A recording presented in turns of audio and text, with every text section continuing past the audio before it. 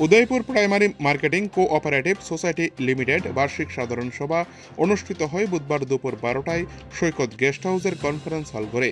মঙ্গল প্রদীপ প্রজ্বলন করে বার্ষিক সাধারণ সভার উদ্বোধন করেন সমবায় দপ্তরের মন্ত্রী শুক্লাচরণ নোয়াতিয়া।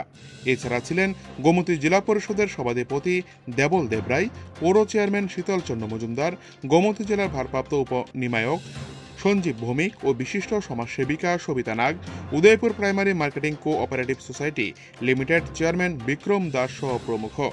এদিন সবাই বার্ষিক প্রতিবেদন পেশ করেন কোঅপারেটিভ ম্যানেজার দেবাশিস রায় বর্মন। এই দিনের অনুষ্ঠানে ভাষণ রাখতে গিয়ে মন্ত্রী শুক্লাচরণ নোয়াতিয়া বলেন, বর্তমানে বিশ্বের তীব্র অর্থনৈতিক সংকট এবং ব্যবসায়িক প্রতিযোগিতার মধ্যেও সমবায়চিত মনোভাব নিয়ে সমিতির অস্তিত্ব রক্ষার প্রচেষ্টায় বিভিন্ন নতুন নতুন পরিকল্পনা গ্রহণ করে সমিতিকে এগিয়ে নিয়ে যেতে হবে আপনাদের সকলের সহযোগিতার হাত ধরে।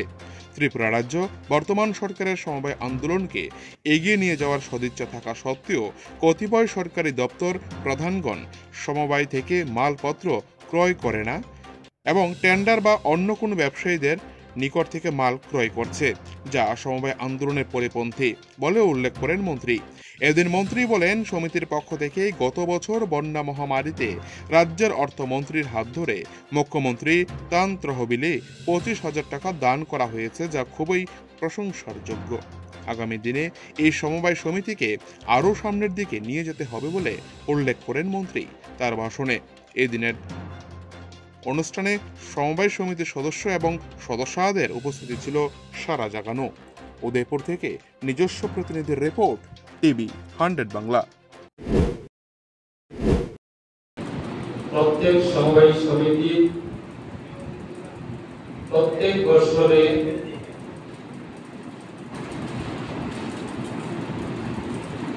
যে বিজনেসের তথ্যগুলি সেটা অডিট করা হয় দপ্তরের, আমাদের কর্পোরেশন ডিপার্টমেন্টের, আমাদের রাজ্য সরকারের অডিটর অফিসাররা রয়েছে। আজকে এই সুন্দর অনুষ্ঠানে আমরা বিশেষভাবে গত বছরের আমাদের বিভিন্ন ব্যবসা, বিভিন্ন আমাদের বিজনেস অ্যাক্টিভিটিসে এই রিপোর্টগুলি আমরা সকলের সামনে আমাদের এই রিপোর্টগুলি রাখা হয়েছে এবং মোটামুটি সকলের আলোচনায় আমাদের বিভিন্ন